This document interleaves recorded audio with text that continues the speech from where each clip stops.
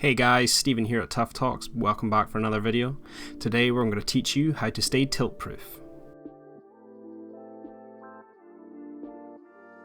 The tips I'm going to give are aimed towards League of Legends, however, they would work across games such as CSGO and Dota also, so take that into mind.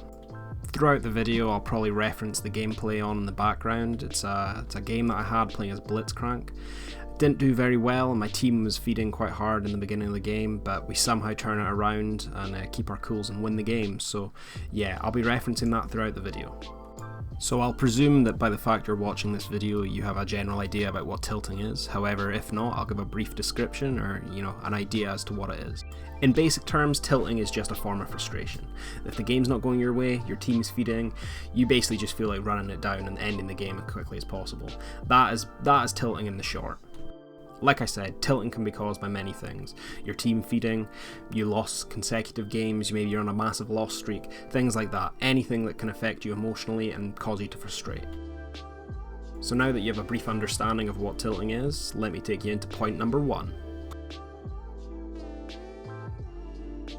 It might sound very counterproductive just to forget about your rank, however, sometimes just moving on, pretending it's not ranked and forgetting about it altogether can make you play better.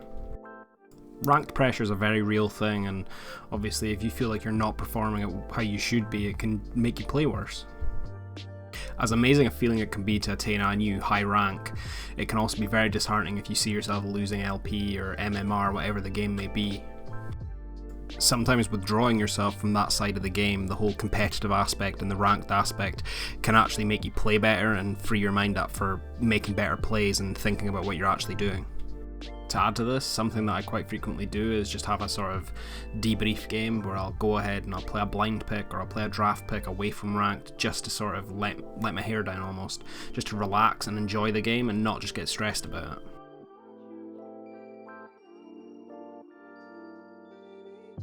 For the love of God, mute chat. There's not a single piece of information in this game that requires you to use chat. If it can't be communicated via pings, it's not worth saying.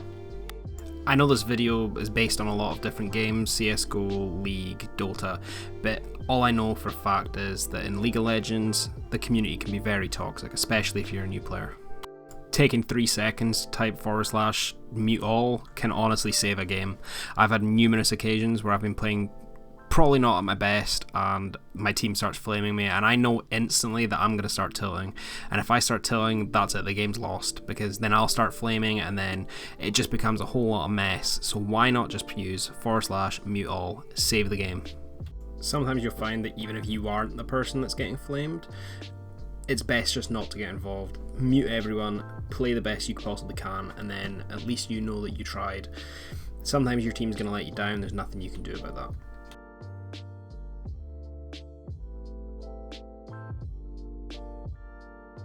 Now to me, this is probably one of the most important ones, if not the most important one, and that is just completely forgetting about how your teammates are doing.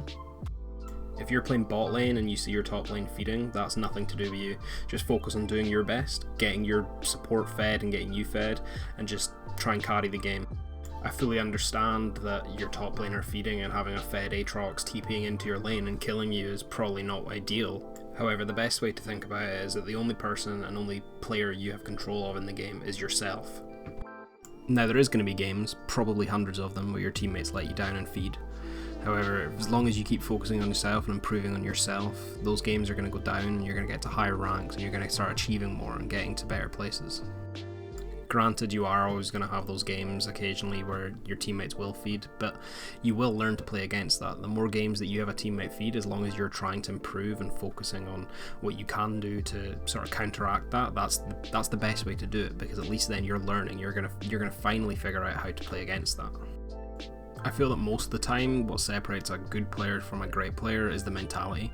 As long as you're focusing on just improving and working on what you're doing wrong and getting better at that, then that's the best way to do it. If you just focus on rank, purely rank, you're never going to improve.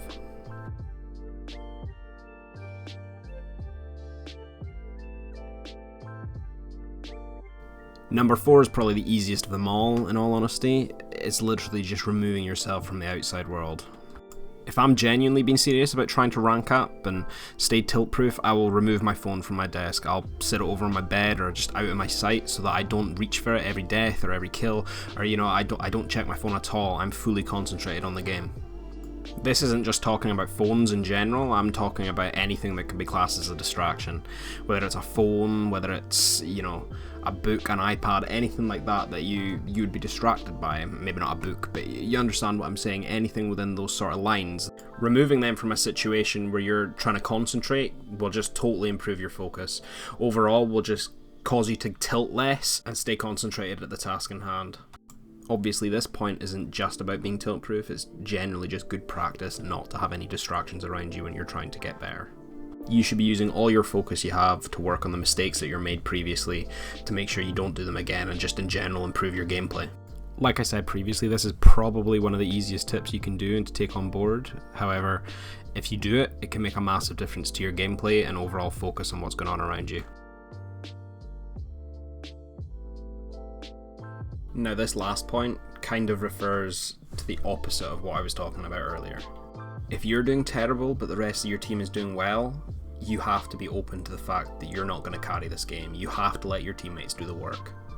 Now, this isn't me telling you to AFK and base and totally forget about the game and just give up altogether. But if you're playing ADC and you're going 0-3 while the rest of your team is, maybe got a couple kills on the board, you have to try and just play with your team, get vision, work as a team to make a few kills, get some assists, and build yourself back in, all while getting CS and building up some gold. Your role might be attack, damage, carry, but if you can't deal the damage, then there's no point in you feeding. Basically getting into fights and dying and losing the game for your team. You need to allow them to get involved, do some of the work, while you do the background, as I say, warding and just picking up CS, trying to get yourself relevant in the game again.